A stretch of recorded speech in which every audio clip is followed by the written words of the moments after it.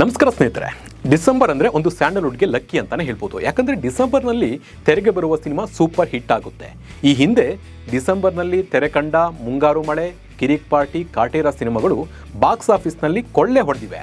ಇನ್ನು ಡಿಸೆಂಬರ್ನಲ್ಲಿ ಸಿನಿಮಾ ತೆರೆ ಕಾಣೋದಕ್ಕೆ ಕ್ರಿಸ್ಮಸ್ ರಜೆ ಒಂದು ಮುಖ್ಯ ಕಾರಣ. ಅದಕ್ಕಾಗಿ ಈ ಸಲ 3 ಚಿತ್ರದ ನಡುವೆ ನೂಕುನುಗ್ಗಲಿನ ವಾತಾವರಣ ಸೃಷ್ಟಿಯಾಗಿತ್ತು. ಮಾರ್ಕ್ 45 ಹಾಗೂ ಈ 2 ಸಿನಿಮಾಕ್ಕೂ ಮುಂಚೆ ರಿಲೀಸ್ ಆಗಿರುವ ಡೆವಿಲ್ ನಡುವೆ ಒಂದು ತ್ರಿಕೋನ ಸ್ಪರ್ಧೆ ಏರ್ಪಟ್ಟಿತ್ತು. ಹಾಗಿದ್ರೆ ಈ ಕ್ರಿಸ್ಮಸ್ ರೇಸ್ನಲ್ಲಿ ಗೆದ್ದ ಸಿನಿಮಾ ಯಾವುದು ಅನ್ನೋದನ್ನು ನೋಡ್ತಾ ಹೋಗೋಣ. ನಾನು ನಿಮ್ಮ ಶಿವರಾಜ್ ಬಾಣಂಕಿ. ನೀವು ಸುದ್ದಿಯಾನದ ಸಬ್ಸ್ಕ್ರೈಬರ್ ಆಗೋದನ್ನು ಮರಿಬೇಡಿ. ಪ್ರತಿ ವರ್ಷದಂತೆ ಈ ವರ್ಷ ಕೂಡ ಡಿಸೆಂಬರ್ಗೆ ಭಾರಿ ಡಿಮ್ಯಾಂಡ್ ಇದೆ.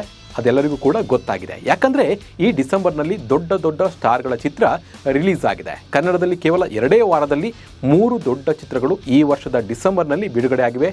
ಈ ಪೈಕಿ ಕಿಚ್ಚ ಸುದೀಪ್ ಅಭಿನಯದ ಮಾರ್ಕ್ ಕೂಡ ಒಂದು. ಸದ್ಯ ಮಾರ್ಕ್ ಬೆಳ್ಳಿತೆರೆಯಲ್ಲಿ ಅಬ್ಬರಿಸ್ತಾ ಇದ್ದು ವಾರದ ದಿನಗಳಲ್ಲಿ ಕೂಡ ಕೋಟಿ ಕಲೆಕ್ಷನ್ ಮಾಡ್ತಾ ಇದೆ. ಸಾಮಾನ್ಯವಾಗಿ ಸ್ಟಾರ್ ಯಾರೇ ಇರಲಿ, ಆ ಚಿತ್ರ ಯಾವುದೇ ಇರಲಿ, ಸೋಮವಾರದ ಗಳಿಕೆಯಲ್ಲಿ ಒಂದು ಕುಸಿತ ಕಾಣುತ್ತೆ. ಯಾಕಂದರೆ ವೀಕೆಂಡ್ ಮುಗಿಸಿ ಎಲ್ಲ ಕೆಲಸದತ್ತ ಮುಖ ಮಾಡ್ತಾರೆ. ಆದರೆ ಮಾರ್ಚ್ ವಿಚಾರದಲ್ಲಿ ಇದು ಬೇರೆ ಥರ ಇದೆ. ಪ್ರೇಕ್ಷಕರಲ್ಲಿ ವಾರದ ದಿನಗಳಲ್ಲೂ ಕೂಡ ಚಿತ್ರ ನೋಡುವ ಆಸಕ್ತಿ ಕಂಡುಬಂದಿದೆ. ಬಾಕ್ಸ್ ಆಫೀಸ್ನಲ್ಲಿ ಕಳೆದ ಸೋಮವಾರ ಮಾರ್ಕ್ 1.15 ಕೋಟಿ ಕೊಳ್ಳೆ ಹೊಡೆದಿದೆ. ಇನ್ನು ಮಂಗಳವಾರ ಕೂಡ ಒಂದು ಒಳ್ಳೆಯ ಕಲೆಕ್ಷನ್, ಅಂದರೆ ಇವತ್ತು ಕೂಡ ಒಳ್ಳೆಯ ಕಲೆಕ್ಷನ್ ಮಾಡಿದೆ. ಇನ್ನು ಸ್ನ್ಯಾಕ್ನೀಲ್ ವರದಿಯ ಪ್ರಕಾರ ಮಾರ್ಕ್ ಒಟ್ಟು ಗಳಿಕೆ 20 ಕೋಟಿ ಆಗಿದೆ.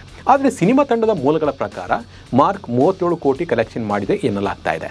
ಇನ್ನು ಈ ವರ್ಷ ಕ್ರಿಸ್ಮಸ್ಗೆ ತೆರೆ ಕಂಡಿರುವ ಕನ್ನಡ ಸಿನಿಮಾಗಳಲ್ಲಿ 45 ಕೂಡ ಒಂದು. ಶಿವರಾಜ್ ಕುಮಾರ್, ಉಪೇಂದ್ರ ಹಾಗೂ ರಾಜ್ಬಿ ಶೆಟ್ಟಿ ಪ್ರಮುಖ ಪಾತ್ರಗಳಲ್ಲಿ ನಟಿಸಿರುವ ಸಿನಿಮಾ. ಇನ್ನು 45 ದೊಡ್ಡ ಮಟ್ಟದಲ್ಲಿ ಕಲೆಕ್ಷನ್ ಮಾಡುತ್ತೆ ಅಂತ ಹೇಳಿ ಒಂದು ಟ್ರೇಡ್ ಎಕ್ಸ್ಪರ್ಟ್ಗಳು ಲೆಕ್ಕಾಚಾರ ಹಾಕಿದ್ರು. ಸದ್ಯಕ್ಕೀಗ 45 ಸಿನಿಮಾ ಮೊದಲ ವೀಕೆಂಡ್ ಮುಗಿಸಿ ಮುನ್ನುಗ್ತಾ ಇದೆ. ವೀಕೆಂಡ್ ನಂತರ ಒಂದು ಸ್ವಲ್ಪ ಕಲೆಕ್ಷನ್ ಡಲ್ ಆಗಿದೆ. 45 ಸಿನಿಮಾ 5 ದಿನಕ್ಕೆ ಒಟ್ಟು 12 ಕೋಟಿ ಕಲೆಕ್ಷನ್ ಮಾಡಿದೆ. ಇನ್ನು ಮೊದಲ ದಿನಕ್ಕೆ ಹೋಲಿಸಿದರೆ ನಂತರ ದಿನಗಳಲ್ಲಿ ಸಿನಿಮಾದ ಕಲೆಕ್ಷನ್ ಸ್ವಲ್ಪ ಡಲ್ ಆಗಿದೆ ಅಂತಲೇ ಹೇಳ್ಬೋದು. ಇನ್ನು ಸಿನಿಮಾದ ಬಗ್ಗೆ ರಿವ್ಯೂ ಹಾಗೂ ರೇಟಿಂಗ್ ನೀಡಿದಂತೆ 45 ಸಿನಿಮಾ ತಂಡ ಕೂಡ ಕೋರ್ಟಿಂದ ಆರ್ಡರ್ ತಂದಿದ್ದು ಈ ಸಿನಿಮಾದ ಮೇಲೆ ಎಲ್ಲೋ ಎಫೆಕ್ಟ್ ಬಿತ್ತ ಅನ್ನೋ ಮಾತು ಕೂಡ ಇಲ್ಲಿ ಕೇಳಿ ಬರ್ತಾ ಇದೆ. ಇನ್ನು ಮಾರ್ಕ್ ಮತ್ತು 45 ಸಿನಿಮಾಕ್ಕೂ ಮುಂಚೆ ತೆರೆ ಕಂಡ ಡೆವಿಲ್ ಆರ್ಭಟ ಕೂಡ ಕಮ್ಮಿಯಾಗಿದೆ.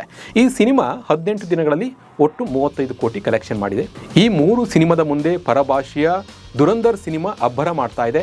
ವೀಕೆಂಡ್ ಹಾಗೂ ನ್ಯೂ ಇಯರ್ ಸಂಭ್ರಮದಲ್ಲಿ ಈ ಸಿನಿಮಾದ ಕಲೆಕ್ಷನ್ ಭರ್ಜರಿ ಆಗ್ತಾ ಇದೆ. ವಿಶ್ವದಾದ್ಯಂತ 150 ಕೋಟಿಗೂ ಹೆಚ್ಚು ಕಲೆಕ್ಷನ್ ಮಾಡಿ ಮುನ್ನುಗ್ತಾ ಇದೆ. ಇನ್ನು ಟೋಟಲ್ ಕಲೆಕ್ಷನ್ ಏರಿಕೆ ಆಗ್ತಲೇ ಇದೆ.